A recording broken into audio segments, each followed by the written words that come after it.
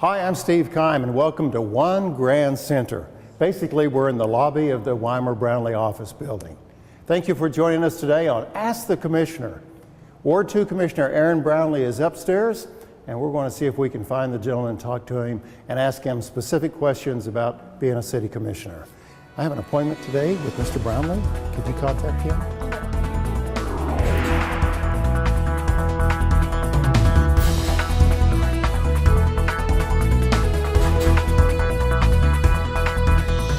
Thank you for staying with us on Ask the Commissioner. I appreciate you taking time today. Before we get to our special guest, Ward 2 Commissioner Aaron Brownlee, I want to share just a little bit about Aaron and also a little bit about the Brownlee organization.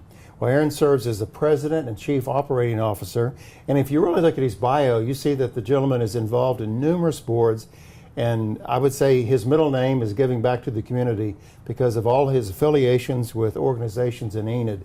So Aaron is definitely plugged into the community, but specifically the organization. Let me just share this with you. Under his leadership in 2011, Brownlee was named as the #1 small business to work for in Oklahoma by OKC Biz. And then in 2014, the Journal Record honored Brownlee as a Beacon Award recipient for its charitable influence. Very impressive, if you ask me. And then I've just learned that Leadership Oklahoma, that we're all familiar with, has awarded Brownlee with the Business Leadership Award in 2015, and they will receive that award soon. So, Commissioner Aaron, good to see you. I remember the first time we met, you said, "Oh, don't call me Commissioner, just call me Aaron." So I may call you both today. Please call me Aaron. Yes. Well, thank you for being here. I've had the privilege to visit with the various commissioners, and I have, 5 or 6 different questions that I've asked them, the same questions, but the different commissioners, and so that's what we're doing today. Right off the bat, what issues are important to you, and maybe is there anything that's really important to Ward 2? There are a lot of issues that are important to me and to Ward 2 and to the whole city. I think we're addressing several of them already, but the things that I think I would like to see addressed in the next 12 months, particularly for Ward 2, if you haven't thought about it before, the corridors coming in from the south and from the east. East abuts Ward 2, and the south corridor comes straight through the middle of Ward 2. I think we need to dress it up. I think we need to empower all of our citizens to take pride in their properties, and I think we need to really work on those corridors. And then if you look at the water issue and the infrastructure issues that we have, and we need to repair a lot of roads. But our ward, my ward, is in dire need for some improvements across the board. So looking forward to being part of that. Well, I appreciate what you're saying about the beautification project, because prior to coming to the city of Enid, I had the privilege of working with an organization where we did strategic plans for rural communities across Oklahoma. And one of the comments that I would hear when I would go to these communities is that they wanted to dress up the entrance into the community. They were tired of some driving in their community, and off to the right was a 1967 Chrysler on blocks. That was the first thing that people would see. And so that really speaks volumes of communities when you drive in from all 4 locations and you're greeted with flowers or just a lighted sign, but it does have that input. So I appreciate you sharing that. Coming from the east, it's already beginning to improve. We have the new pilot station out there in Loves, and a hotel should be going up out east by Loves. And then we have a new hotel that's getting ready to start next to the Greenbrier nursing area, and so the eastern entrance into Enid is improving already, but we still need to make some changes. But from the south especially, we get a lot of traffic from Oklahoma City. And everybody that comes here from Oklahoma City that might be going to one of our events or doing something around Enid, the first thing they see is the south part of Enid. And I think that we need to improve that, and look forward to being part of that. You've been on the commission now, Aaron, for a few months, and you kind of touched on the priorities just a little bit regarding water and, say, enhancing the entrance to the Enid community.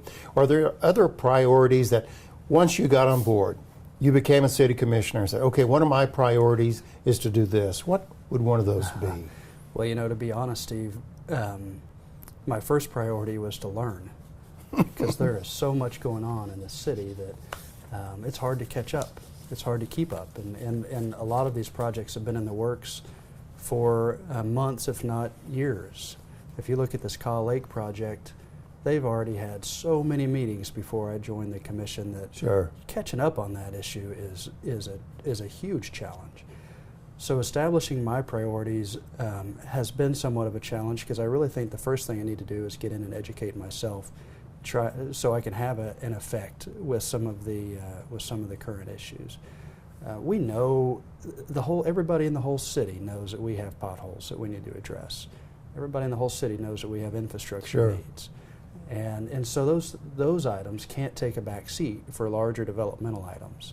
But I'm also really excited that the development at Garriott and Cleveland is in Ward 2. Like I said earlier, we're getting the hotel on the east side that's in Ward 2. And so we're beginning to see some developmental projects surface in Ward 2 that I'm really excited about. And I think my predecessor, Mike Stuber, and the commission as a whole has done a really good job of trying to allocate resources among all of the wards so we all benefit from it. You had the distinct pleasure of serving as ambassadors for the city of Enid in the Fireball Run. I did. And your cohort was Ward 6 Commissioner Dr. David Van Hooser. And I remember during that event, as you're passing through Enid, or maybe it was after the event, someone had asked you about, well, what was it like spending all this time with Commissioner Van Hooser? And you said something along the lines that you really received an education about city government and what it takes to be a city commissioner, spending all that time in a car with Dr. Van Hooser. Is that a true statement? That's a very true statement. That was such a fun experience. We spent roughly 10 days side by side. And not only did I come out of that experience with a really good new friend, but I learned a lot along the way. I knew that I had an interest in being a commissioner, but I wasn't sure that I was really prepared to do it. After talking to him, he didn't encourage or discourage, but he just laid it all out there, and I made a decision that I was ready to do it. It was interesting to me, and Dr. Van Hooser is just so smart on so many different levels, but we'd drive by a water tower, and he'd say, well, I know that cost $1.4 million, whatever the figure was, and he was so educated on all of these various issues that we all seem to take for granted pretty regularly. Sure. But he has spent the time and the energy to really nail it down and not just understand from a developmental perspective, but from a cost perspective and how to pay for it. And so as I learned about the decision-making process and really how those decisions have such a broad impact on a community, I began to want to play a larger role on the commission. I think as City of Enid employees, we all can relate to that, because I can't drive anywhere without looking at a water tower, analyzing it, thinking about it, or if I'm in a community and I see a traffic light that maybe should be painted or a sidewalk that's uneven. It's amazing when you're in that environment in your own hometown, you look at things that need to be changed, but also when you go to other communities, you're saying, I wonder why they haven't got that fixed. They ought to do something. Then you realize it takes money to fix a lot of things. It takes money, and you see things that you would like to bring back to Enid too. And we picked up on a few things along our route that I would like to see Enid do something similar. And so the only way that we're really going to be able to drive some of that change is by participating and being involved in our community and in whatever way. I think every citizen should be involved in some capacity.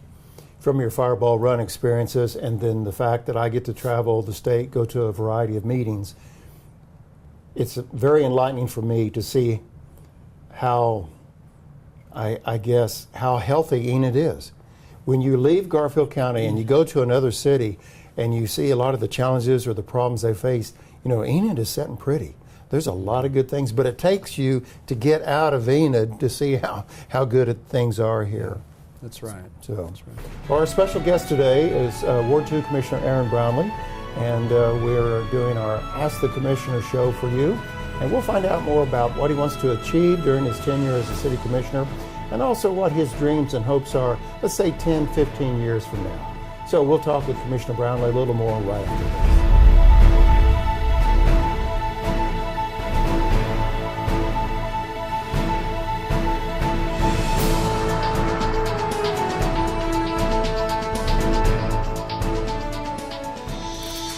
Hello again, and thank you for staying with us on Ask the Commissioner. I'm pretty excited right now because this is the closest that I've ever been to Kevin Durant's jersey, and will probably be the closest I will ever get to Kevin Durant's jersey. Aaron, so thank you for this privilege to be kind of shoulder to shoulder with Kevin Durant. I appreciate that. As we continue to talk about Ask the Commissioner and just the different topics, what do you hope to achieve? You kind of touched on it just a little bit, but let's say you've served your tenure, your terms, and as long as you wanted to be a commissioner, and so what did you hope to achieve out of all this? Steve, my kids are real little. They're 2 and 3. I hope one of these days they want to come back to Enid. I hope that some of the things that I'm able to help with the next several years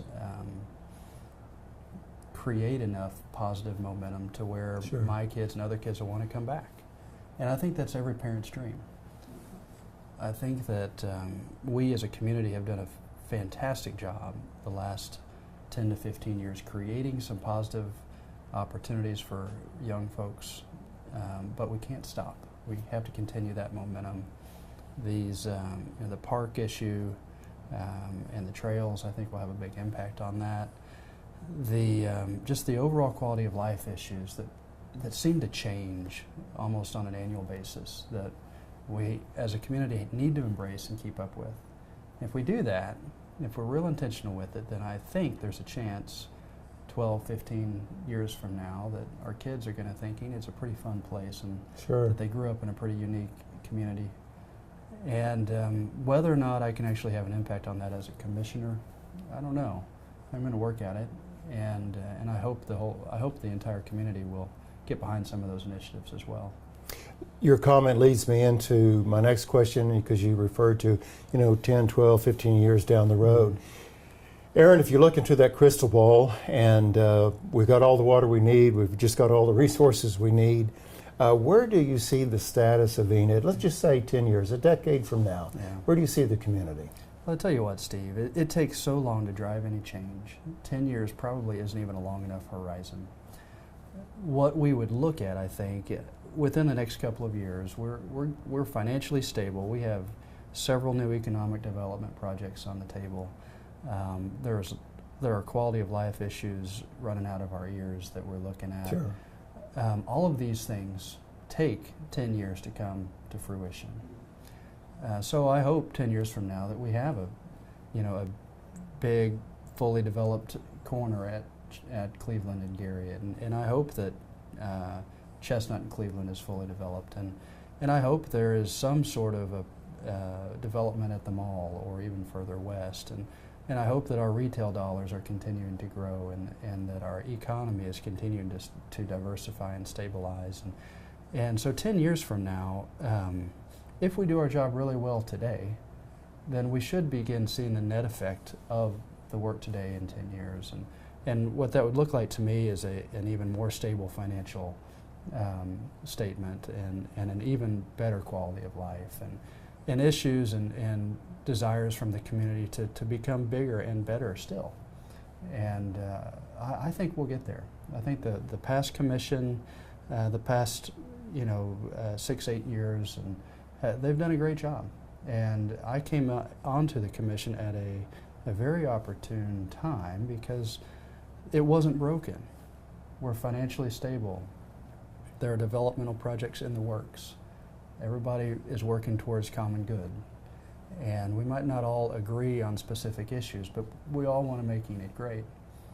And so I really think that 10 years from now, we should begin seeing the net effect of some of the decisions that we're making today, and I think those are going to be really great.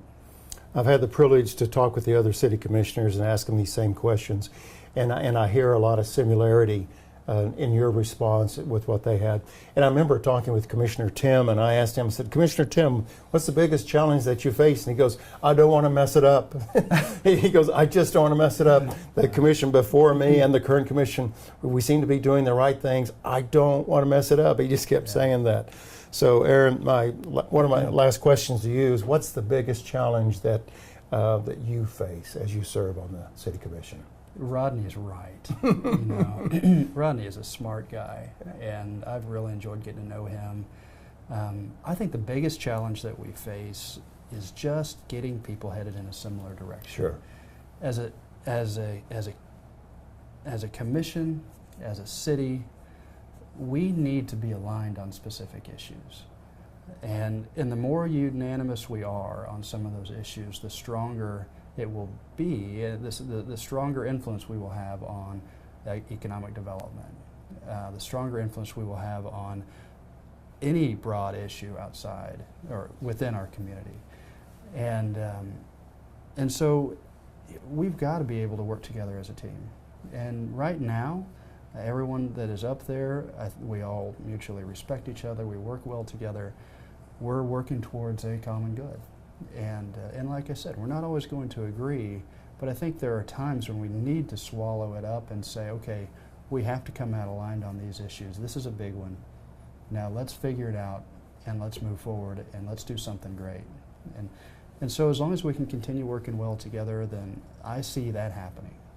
And I'm really excited to be part of that and hopeful that we'll create some really positive opportunities and change within the community. And I hope that each of my fellow commissioners would agree with that as well.